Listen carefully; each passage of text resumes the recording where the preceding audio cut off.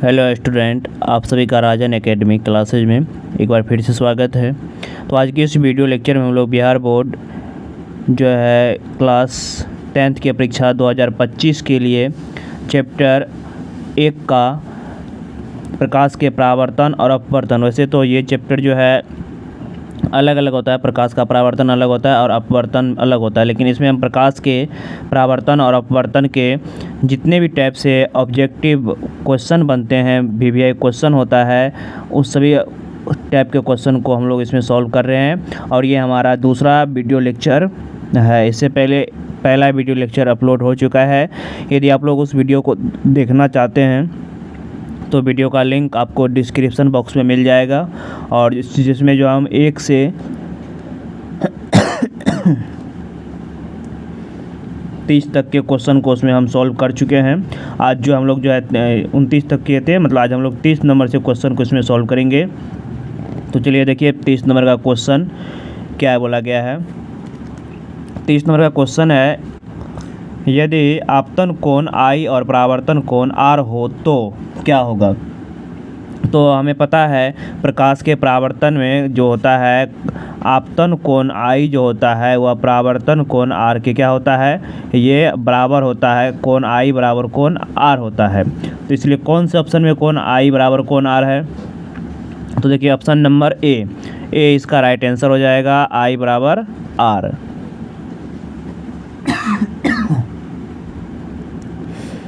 उसके बाद अगला नेक्स्ट क्वेश्चन देखिए 31 नंबर का क्वेश्चन क्या बोला गया है। 31 नंबर का क्वेश्चन है यहाँ पे, किसी एम के फोकस दूरी की क्षमता होगी। तो इसका क्षमता क्या होगा, फोकस दूरी की क्षमता जो होता है P बराबर, हमें फार्मूला याद होना चाहिए, P बराबर जो फार्मूला होता है ये होता है P बराबर होता है 1/f होता है। तो 1/f और ये मीटर में दिया है तो मीटर में हो जाएगा। तो कौन सा ऑप्शन हो जाएगा इसका राइट आंसर, तो 1/f। देखिए ऑप्शन ए भी इसका राइट आंसर हो जाएगा। चलिए उसके बाद अगला क्वेश्चन देखते हैं। 32 नंबर का क्वेश्चन देखिए, और यदि मेरे चैनल पे आप लोग नए हैं प्लीज़ चैनल को सब्सक्राइब कर ले। इस चैनल पे चैप्टर वाइज हर एक बुक का ऑब्जेक्टिव क्वेश्चन करवाया जाएगा और मैथ का फुल सॉल्यूशन जो है चैनल पे आपको मिल जाएगा। उसके बाद देखिए 32 नंबर का क्वेश्चन यहाँ पे क्या बोला गया है। 32 नंबर का क्वेश्चन यहाँ पे है, हवा में टंगी वस्तु को पानी के अंदर से पानी की सतह के लंबवत देखने पर इस वस्तु का प्रतिबिंब वस्तु से होगी अधिक दूर, कम दूर, समान या इनमें से कोई नहीं। तो देखिए हवा से टंगी वस्तु को पानी में जाएगा तो मतलब विरल माध्यम से सघन माध्यम में जाएगा तो दूर हट जाएगा, मतलब विरल से तो ये हो जाएगा अधिक दूर जाएगा, इसीलिए जो है ऑप्शन ए इसका राइट आंसर हो जाएगा, ऑप्शन ए अधिक दूर। उसके बाद अगला क्वेश्चन देखिए नेक्स्ट 33 नंबर का क्वेश्चन क्या है, बोला है F बराबर R/2। ये सत्य है, किसके लिए सत्य है, इससे पहले भी एक क्वेश्चन हो चुका है। तो F बराबर R/2 जो है ये सत्य है अवतल दर्पण के लिए भी और उत्तल दर्पण के लिए भी, इसीलिए इसका राइट आंसर हो जाएगा ऑप्शन डी, इसका राइट आंसर हो जाएगा ए और सी दोनों। चलिए उसके बाद अगला नेक्स्ट क्वेश्चन देखते हैं। 34 नंबर का क्वेश्चन देखिए। 34 नंबर का क्वेश्चन में क्या बोला गया है, किसी बिंब का वास्तविक तथा समान साइज का प्रतिबिंब प्राप्त करने के लिए बिंब उत्तल दर्पण के सामने रखना होगा। तो ये कहाँ पे रखना पड़ेगा, जितना भी फोकस होता है उसकी दुगुनी दूरी पर, तो 2f1 पे रखेंगे तो बिंब का जो प्रतिबिंब होगा उतने ही दूरी पे और समान आकार का ही बनेगा, मतलब जितना वस्तु का आकार होगा उतना ही प्रतिबिंब का आकार होगा। चलिए उसके बाद अगला 35 नंबर का क्वेश्चन देखिए। 35 नंबर का क्वेश्चन क्या बोला गया है, क्वेश्चन है मोटर गाड़ी का पार्श्व दर्पण होता है। तो याद रखना है मोटर गाड़ी का जो पार्श्व दर्पण होता है ये जो होता है उत्तल दर्पण होता है, मतलब पीछे देखने के लिए जो भी दर्पण का उपयोग करते हैं गाड़ी में उसमें उत्तल दर्पण लगा होता है, ऑप्शन बी इसका राइट आंसर हो जाएगा। चलिए उसके बाद अगला नेक्स्ट क्वेश्चन देखते हैं। 36 नंबर का क्वेश्चन देखिए, बोला है हीरा का अपवर्तनांक है। तो हीरा का अपवर्तनांक क्या होता है? तो याद रखना है सबसे अधिक, और ऐसे भी क्वेश्चन पूछ सकता है सबसे अधिक अपवर्तनांक किसका होता है, तो हीरा का ही होता है। तो कितना होता है? तो ये होता है 2.42। ऑप्शन डी इसका राइट आंसर हो जाएगा। चलिए उसके बाद अगला नेक्स्ट क्वेश्चन देखिए। 37 नंबर का क्वेश्चन यहाँ पे दिया गया है। क्वेश्चन है अल्कोहल का अपवर्तनांक है। तो अल्कोहल का अपवर्तनांक याद रखना है 1.36 होता है। ऑप्शन सी इसका राइट आंसर हो जाएगा 1.36। उसके बाद अगला 38 नंबर का क्वेश्चन देखिए। 38 नंबर का क्वेश्चन में बोला गया है एक अवतल दर्पण में ध्रुव और फोकस के बीच रखी वस्तु का प्रतिबिंब बनता है। तो ध्रुव और फोकस के बीच में रखते हैं तो प्रतिबिंब जो होगा हमेशा बड़ा बनेगा और सीधा बनता है, मतलब आभासी बनता है। इसीलिए ऑप्शन बी इसका राइट आंसर हो जाएगा, बड़ा आभासी। उसके बाद अगला नेक्स्ट क्वेश्चन देखेंगे। 39 नंबर का क्वेश्चन क्या है देखिए। क्वेश्चन है द्विउत्तल लेंस को कहा जाता है। तो द्विउत्तल लेंस को कहा जाता है, याद रखना है अपसारी लेंस कहा जाता है। ऑप्शन ए इसका राइट आंसर हो जाएगा, अपसारी लेंस। चलिए उसके बाद अगला 40 नंबर का क्वेश्चन देखिए। 40 नंबर का क्वेश्चन क्या बोला गया है? 40 नंबर के क्वेश्चन में है सिनेमा के पर्दे पर किस प्रकार का प्रतिबिंब प्राप्त होता है। मतलब हम किस प्रतिबिंब को पर्दे पर प्राप्त कर पाते हैं, तो ये होता है वास्तविक प्रतिबिंब को हम पर्दे पर प्राप्त कर पाते हैं। इसलिए ऑप्शन ए इसका राइट आंसर हो जाएगा, वास्तविक प्रतिबिंब। नेक्स्ट क्वेश्चन देखिए। 41 नंबर का क्वेश्चन क्या है? 41 नंबर का क्वेश्चन में बोला गया है उत्तल लेंस की क्षमता होती है। तो याद रखना है उत्तल लेंस का जो क्षमता होता है ये हमेशा धनात्मक होता है। उत्तल लेंस की क्षमता धनात्मक होती है। और पूछता अवतल लेंस की क्षमता क्या होती है, तो अवतल लेंस की क्षमता जो होता है ये ऋणात्मक होता है। अब तो ये अवतल लेंस का होता है ऋणात्मक और उत्तल लेंस का धनात्मक होता है। चलिए उसके बाद अगला नेक्स्ट क्वेश्चन देखेंगे। 43-42 का क्वेश्चन छूट गया। 43 नंबर का क्वेश्चन देखिए यहाँ पे क्या बोला गया है। 43 नंबर का क्वेश्चन है I बराबर R नहीं लागू होता है, किसमें नहीं लागू होता है? तो देखिए यहाँ पे ऑप्शन में दिया गया है समतल दर्पण में भी लागू होता है, अवतल दर्पण में भी लागू होता है, उत्तल दर्पण में लागू, इनमें से कोई नहीं। तो इसका राइट आंसर हो जाएगा ऑप्शन डी, इनमें से कोई नहीं। ऑप्शन डी इसका राइट आंसर हो जाएगा। चलिए उसके बाद अगला 44 नंबर का क्वेश्चन देखेंगे। 44 नंबर का क्वेश्चन में बोला गया है किसी गोलीय दर्पण तथा किसी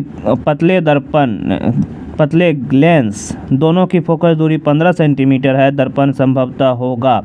तो यहाँ पे देखिए फोकस दूरी क्या है, -15 सेंटीमीटर यहाँ बोला गया। यहाँ पे देखिए माइनस का 15 सेंटीमीटर यहाँ पे दिया हुआ है। तो माइनस किसका होता है? अवतल का भी तुरंत बताए हैं।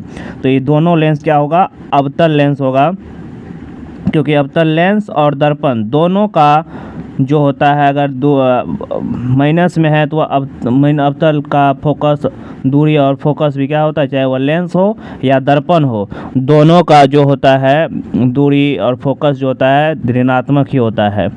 चलिए इसके बाद अगला 45 नंबर का क्वेश्चन देखेंगे।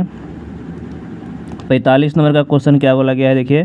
क्वेश्चन में बोला है एक लेंस की क्षमता -5 डायोप्टर है, तो इसकी क्षमता इसकी फोकस दूरी क्या होगा? तो इसको हम फार्मूला पे बना सकते हैं। हमें फार्मूला पता है, P बराबर हमें दिया हुआ है, P बराबर होता है 1/f के। तो -5 डायोप्टर है, यानी कि P दे दिया है, क्षमता दे दिया है -5, और हमें देख रहे ऑप्शन देख रहे हैं सेंटीमीटर में। तो सेंटीमीटर में रहेंगे तो यहाँ पे 100 करेंगे, 100/f करेंगे। तो यहाँ देखिए काट सकते हैं, तो 20×5 100, क्रॉस मल्टीप्लिकेशन यहाँ पे गुना करेंगे तो f बराबर कितना आएगा? -20 सेंटीमीटर आएगा। तो कौन से ऑप्शन में देखिए -20 सेंटीमीटर है, तो -20 सेंटीमीटर ऑप्शन बी इसका राइट आंसर हो जाएगा। -20 सेंटीमीटर इसकी फोकस दूरी होगी। चलिए उसके बाद अगला नेक्स्ट क्वेश्चन देखेंगे। 46 नंबर का क्वेश्चन देखिए यहाँ पे क्या बोला गया है। 46 नंबर का क्वेश्चन है 2 डायोप्टर क्षमता वाले लेंस की फोकस दूरी होती है। तो फोकस दूरी हमें यहाँ पे फोकस यहाँ पर भी फोकस से निकालना है। तो हमें पता है एफ बराबर जो होता है या पी बराबर होता है 1/f के। तो फोकस क्षमता पावर दिया हुआ है 2 डायोप्टर और सभी सब सेंटीमीटर में है तो 100 करेंगे, मीटर में रहता तो 1 रहने देते। इसको देखिए काट लेंगे तो 50 बार में कट जाएगा ये। तो एफ का मान कितना आएगा यहाँ से 50। तो 50 अब कौन लेंस होगा 50 सेंटीमीटर प्लस में होगा माइनस में होगा। तो यहाँ पे देखिए 2 डायोप्टर है प्लस में है तो यहाँ पे 50 सेंटीमीटर प्लस वाला होगा। ऑप्शन ए इसका राइट आंसर हो जाएगा 50 सेंटीमीटर। चलिए उसका अगला नेक्स्ट क्वेश्चन देखेंगे। 47 नंबर का क्वेश्चन देखिए क्या बोला गया है। 47 नंबर का क्वेश्चन है लेंस की क्षमता का एसआई मात्रक क्या होता है। तो याद रखना लेंस की क्षमता का एसआई मात्रक जो होता है प्रति मीटर भी होता है और एक और एसआई मात्रक होता है डायोप्टर भी होता है। इसलिए ऑप्शन सी इसका राइट आंसर हो जाएगा डायोप्टर। 48 नंबर का क्वेश्चन देखिए अगला क्वेश्चन क्या है। 48 नंबर का क्वेश्चन है समान फोकस दूरी के उत्तल लेंस और अवतल लेंस को सटाकर रखा गया है तो यह युग्म काम करेगा। तो अगर समान फोकस दूरी के उत्तल लेंस और अवतल लेंस को सटाकर रखते हैं तो ये कांच के आयताकार सिल्ली की तरह काम करता है। ऑप्शन सी इसका राइट आंसर हो जाएगा कांच की आयताकार सिल्ली की तरह ये कार्य करेगा। चलिए उसके बाद अगला नेक्स्ट क्वेश्चन देखेंगे। 49 नंबर का क्वेश्चन देखिए उत्तल लेंस द्वारा तब काल्पनिक प्रतिबिंब बनता है जब बिंब रहती है तो फोकसांतर के अंदर मतलब फोकस के अंदर रहता है मतलब फोकस और ध्रुव के बीच रहता है तब उत्तल लेंस में जो है प्रतिबिंब वो काल्पनिक बनेगा सीधा बनेगा। इसीलिए इसका राइट आंसर हो जाएगा ऑप्शन सी इसका राइट आंसर हो जाएगा। इसमें भी हम टोटल 30 क्वेश्चन सॉल्व करेंगे। 60 नंबर तक के क्वेश्चन को इसमें सॉल्व करेंगे। फिर अगले वीडियो लेक्चर में जो अगले 60 से आगे क्वेश्चन को सॉल्व करेंगे और इसी तरह से जितने भी ऑब्जेक्टिव टाइप के क्वेश्चन होता है सभी क्वेश्चन को हम लोग सॉल्व कर लेंगे। चलिए इसके बाद अगला 50 नंबर का क्वेश्चन यहाँ पे देखिए क्या बोला गया है। 50 नंबर का क्वेश्चन है उत्तल लेंस में जब बिंब फोकस एवं लेंस के बीच रखी जाती है तब प्रतिबिंब बनता है। तो उत्तल लेंस में फोकस और लेंस के बीच रखेंगे तब प्रतिबिंब जो होगा हमेशा ये ऑप्शन ए इसका राइट आंसर हो जाएगा काल्पनिक और सीधा बनता है। इसलिए ऑप्शन ए इसका राइट आंसर हो जाएगा काल्पनिक और सीधा। चलिए इसके बाद नेक्स्ट 51 नंबर का क्वेश्चन देखेंगे। 51 नंबर का क्वेश्चन क्या बोला गया है देखिए जब कोई वस्तु अनंत पर रहता है तब उत्तल लेंस द्वारा उसका प्रतिबिंब बनता है। तो जब भी वस्तु अनंत पर रहेगा तो उसका प्रतिबिंब जो होगा कहाँ पे बनेगा तो वह फोकस पर बनेगा। ऑप्शन बी इसका राइट आंसर हो जाएगा फोकस पर बनता है। चलिए उसके बाद अगला नेक्स्ट क्वेश्चन देखिए।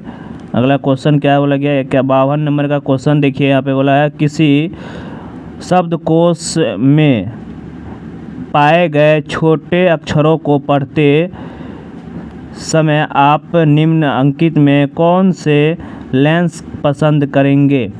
तो यहाँ पे देखिए कौन सा लेंस का पसंद करना है। अगर शब्दकोश को पढ़ना है तो इसके लिए हमें जो है 5 सेंटीमीटर फोकस दूरी का उत्तल लेंस लेना पड़ेगा क्योंकि छोटा छोटा अक्षर में लिखा हुआ है।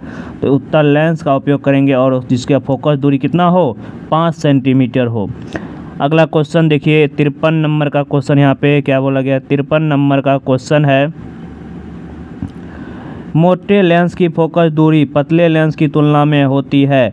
तो मोटे लेंस की फोकस दूरी जो तब होता है वह पतले लेंस की तुलना में कम होती है। ऑप्शन ए इसका राइट आंसर हो जाएगा कम होती है। चलिए उसके बाद अगला क्वेश्चन देखते हैं। 54 नंबर का क्वेश्चन देखिए यहाँ पे क्या बोला गया है। 54 नंबर का क्वेश्चन है एक उत्तल लेंस की फोकस दूरी 20 सेंटीमीटर है तो लेंस की क्षमता क्या होगी। मतलब यहाँ पे देखिए हमें फोकस दूरी दिया हुआ है एफ दे दिया है 20 सेंटीमीटर में है। तो हम पी बराबर फार्मूला जानते हैं सेंटीमीटर में 100/f होता है लेकिन 100/f हो जाएगा। तो हमें f दिया हुआ है तो 100/f 20 तो 20 5 105 तो 5 डायोप्टर है ऑप्शन में। ऑप्शन सी इसका राइट आंसर हो जाएगा 5 डायोप्टर होगा। चलिए उसके बाद अगला नेक्स्ट क्वेश्चन देखेंगे। 55 नंबर का क्वेश्चन देखिए, यहाँ पे क्या बोला गया है। बोला है किसी उत्तल लेंस के प्रकाशीय केंद्र से होकर गुजरने वाली किरण पथ में अपवर्तन के बाद क्या होता है। तो अपवर्तन के बाद किसी लेंस के प्रकाशीय केंद्र से होकर गुजरने वाली किरण के पथ में अपवर्तन के बाद विचलन जो है कभी भी ये नहीं होता है। ऑप्शन ए इसका राइट आंसर हो जाएगा। चलिए उसके बाद अगला क्वेश्चन देखते हैं। 56 नंबर का क्वेश्चन यहाँ पर देखिए क्या बोला गया है।